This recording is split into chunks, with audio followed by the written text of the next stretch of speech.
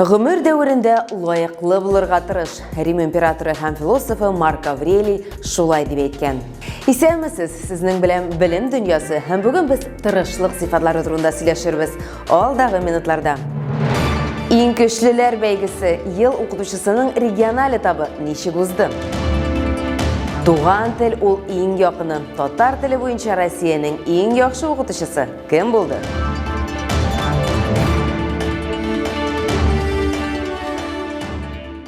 Казанда ел укытучысы Бүтән Россия конкурсының төбәк этабына йомгак ясалды. Катнашучылар саны 800-дән артты. Узган ел белән чагыштырганда шактый күбрәк. Алар арасында укытучылар һәм балалар бакчалары тәрбиячеләре. Республиканың 38 районыннан нәкъ менә алар иң яхшылар исеменә лаек дип педагоглар 3 ай дәвамында мәктәп, муниципаль, зона һәм төбәк этапларында сынаулар узды. Турнирның аерым үзенчәлеге шунда ки, безнең республикадагына зона этабы бар. Башка төбәкләрдә үткәрелми икән. Димәк, иң яхшы укытучы исеменә сайланышлар бик җитди һәм финалга чыннан да иң көчлеләре генә барып җитә.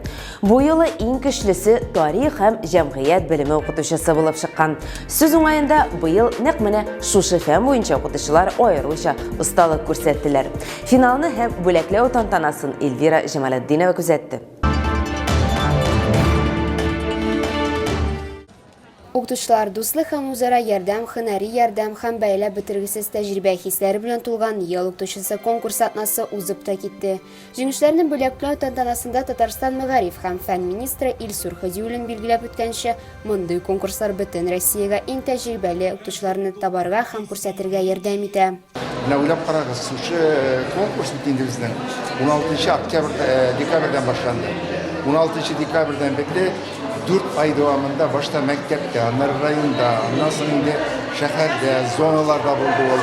Менә шушы 4 ай буе барганнан соң бүген инде нәтиҗә ясала. Менә без бүген иртәнге сәгатьтә 5 укытучыны сәхнәгә мингезеп, аларны яңадан кабат карадык. Зилә Габдинова иң яхшы татар теле һәм әдәбияты укытучысы номинациясендә җиңүче булды. Аның фикеренчә, укытучылар креатив, тырыш булырга һәм иң мөһиме алар балаларны яратырга тиеш. Шуннан соң укучылар да татар теле дәресләрен ярата башлаячак. Балаларны кызыксындырырлык итеп укытсаң, балалар бик яратып, бик теләп өйрәнәләр татар теленә. Менә мин рус төркемнәрендә эшлим. Алар бик теләп йөриләр татар теленә. Чөнки дәресләр кызыклы итә алар өчен. Һәм инде алар рәхәтләнеп татарча сөйләшәләр, җырлыйлар. Динара Харисова Башкортстанның Михайловка авылында рус теле укучыларга татар теле һәм әдәбияты укыта. Ул һәр дәрескә әзерлекле булырга кирәк дип саный. Ул вакытта балалар укытучыларның үз фәненә карата кызыксынуларын күрәчәкләр һәм рәхәтләнеп татар телен өйрәнә башлаячак. Аның өчен яңа технологияларны куллану мөһим, чөнки хәзерге дөньяда алардан башка берничек тә булмый. Безнең үзенчәлек шунда, без шәһәр мөхитенә якын яшибез. Шунлыктан инде безгә чыннан да шын артистлар булырга кирәк.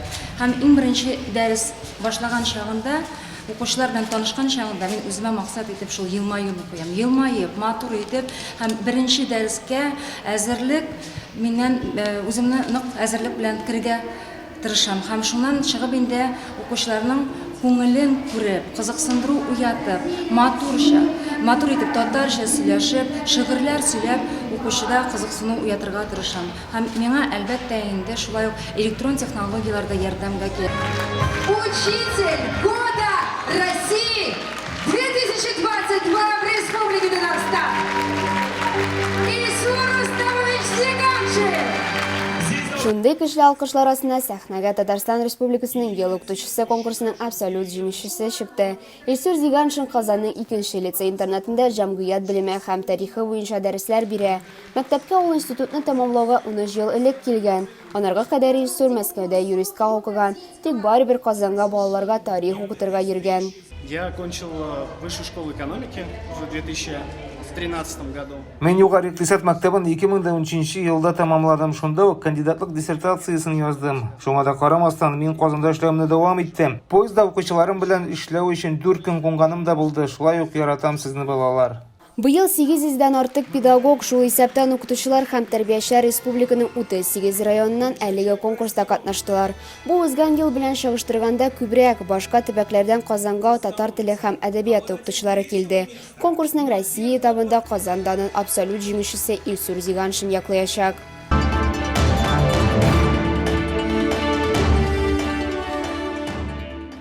Әлеге турнир белән бер рәттән Татарстанда иң яхшы татар теле һәм татар әдәбияты укытучысы бөтен Россия бәйгесе узды. Гадәттәгечә республикадан да Россиянең башка төбәкләреннән дә педагоглар катнаша.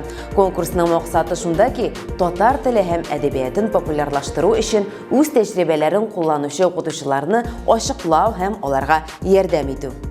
Йомгаклау этабында Татарстаннан 20 педагог һәм бүтән төбәкләрдән 12 татар теле һәм әдәбияты укытучысы катнашты. Аларны Республика Мәгариф һәм фән министрлыгы вәкилләре генә түгел, Мәгарифне үстерү институты, Казан федераль университеты һәм Татарстан фәннәр академиясе галимнәре, методистлары да бәяләде. Нияз Рахман иң кызыклысы турында. Земфира Сафиуллина иң яхшы татар теле һәм әдәбияты укытучысы бөтен Россия конкурсында катнашырга Оренбург өлкәсенең Абдуллин районы Чаланлы урта мәктәбеннән килгән. Безнең чын татар авылы ди укытучы, әти-әниләрнең теләге балалары туган телне яхшы белергә тиеш. Атнага бер тапкыр гына керүгә карамастан кызыксыну бар, балалар дәрескә бик теләп йөри. Иң мөһиме аларны кызыксындыру татар телен өйрәнүнең нигә кирәк булганлыгын аңлату ди. Ни өчен татар теле кирәк дип тә, ләкин бездә андый сорау бер вакытта туганы юк, андый мәсьәлә туганы юк. Кызыксындыру буенча чыннан да балаларны кызыксындырмасаң, мәсәлән, алар синең дәресеңә инде килмәячәкләр һәм йөрмәячәкләр дип әйтергә мөмкин. Төрле технологиялар кулланабыз. Заман үзгәреп тора, технологиялар кулланмасаң, без бүгенге заман баласын үзебезнең дәресебезгә җәлеп итә алмас идек. Технологиялар дигәндә без инде бер сәгать кенә укытканыбыз өчен, мәсәлән, шулай ук уен технологиясы, проблемалы укыту технологиялар, шулай ук иҗади, без инде һәрбер балага иҗади яктан килергә тырышабыз. Әлбәттә, һәр укытучының үз алымнары. Фәдзия Батыргалиева Омск өлкәсеннән килгән Тайчы урта мәктәбендә ул 13 ел татар теле укыта. Бүген ул конкурс кысаларында шулай ук ачык дәрес бирә. Кыска вакыт эчендә бар осталыгын күрсәтергә тырыша. Татарстаннан читтә булган төбәкләргә билгеле туган телне өйрәтүнең үз үзенчәлекләре, авырлыклары бар, ләкин шуңа да карамастан без Татарстан ярдәмендә моңа ирешәбез ди укытучы. Безнеке инде татар телдән инде китаплар дигән инде ул безнең проблема да бар инде. Но Татарстан безгә булышып тора. Безнеке инде бәлки менә инде быелдан шуны хәдәр безгә китап ибәрде. Без инде шундый программа укытучылар төздек. Безнеке районда 5 мәктәп аппарат татар телен. Иң яхшы татар теле һәм әдәбияты укытучысы бөтен Россия конкурсының беренче этабы башта төбәкләрдә уза. Барлыгы 9 зона буенча иң югары балл җыйган укытучылар йомгаклау этабына узды. Казанның Адамнар мәктәбендә аларга үз осталыкларын күрсәтергә туры килә. Бергә Татарстаннан 21 мөгаллим, чит төбәкләрдән Удмуртия, Чувашия, Башкортстан, Төмән, Киров, Ульян, Оренбург, Пенза, Омск, Түбән Новгород, Самара өлкәләреннән 11 укытучы көч сынашты.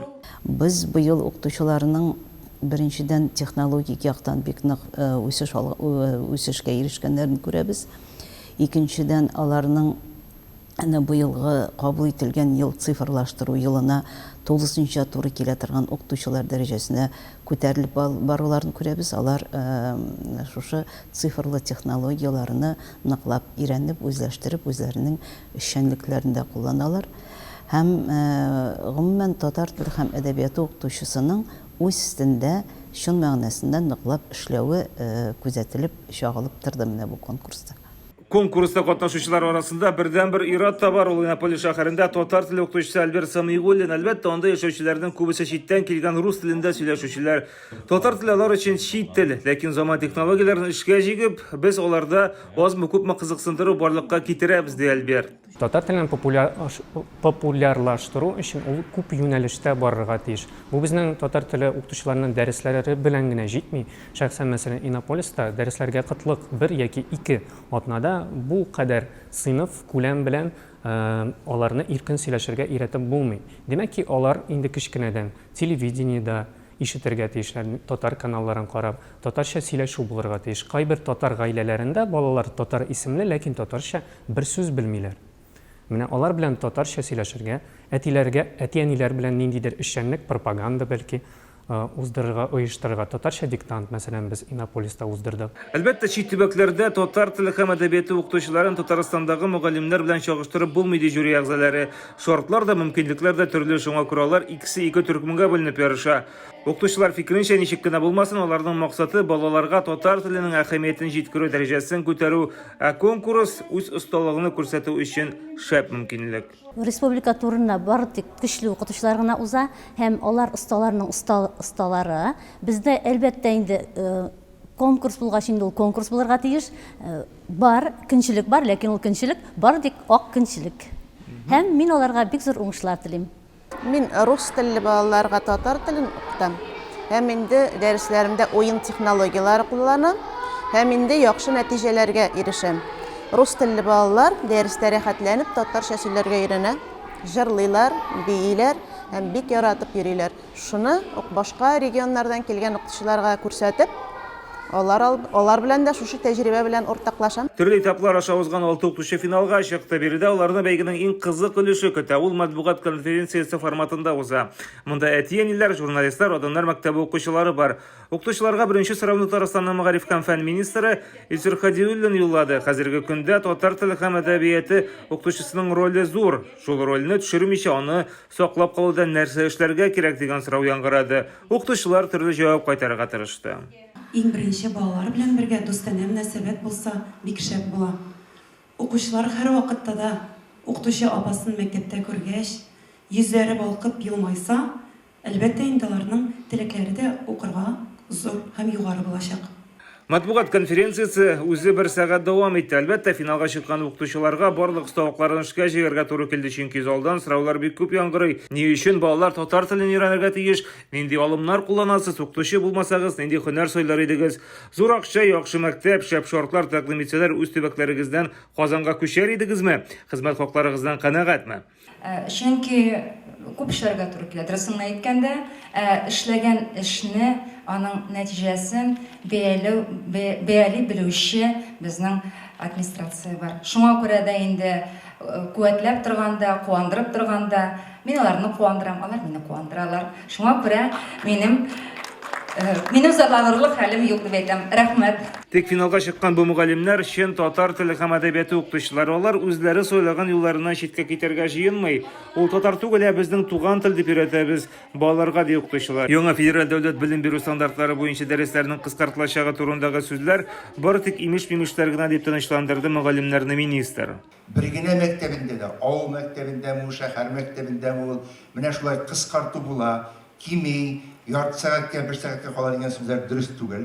Беренчедән, аннан соң сәгатьләрнең санын әлбәттә аны мәктәп үзе хәл итәргә тиеш, ләкин аны мәктәп үзе хәл иткәндә әле без монда барыбыз да исән сау, безнең методистлар да бар, аңлап бетермәгән кешеләрнең уй фикерләрен үзгәртергә, алар белән агарту эшен алып барырга һәм әйбәтләп телнең аһәңен, аның матурлыгын ачып салырга ярдәм итәргә безнең көчебез җитәрлек. Шуңа күрә борчылмагыз, сезнең сәгатьләр кимеми. Җиңүгә Башкортстанның Уфа районы Михайловка урта мәктәбе укытучысы Динара Харисова, Казанның 116-нчы лицейның татар теле укытучысы Зилә Габдинова иреште.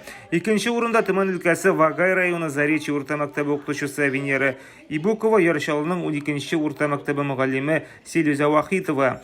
Өченче урында Чувашстанның Комсомольск районы Токай урта мәктәбеннән Динә Гыймалдинова, Казанның 114-нче урта мәктәбеннән Ләйсән Шәрәфетдинова. Җиңүчеләргә 150 мең сум күләмендә акчалата бүләк тапшырыла. Икенче урын ияләре 100 мең, өченче урын ияләре 70 мең сум акчага лаек. Ләкин иң мөһиме, без монда алган, туплаган байлык укытучылар үзләре һәм аларны үзләренең мәктәпләрендә кулланырга ашыктылар.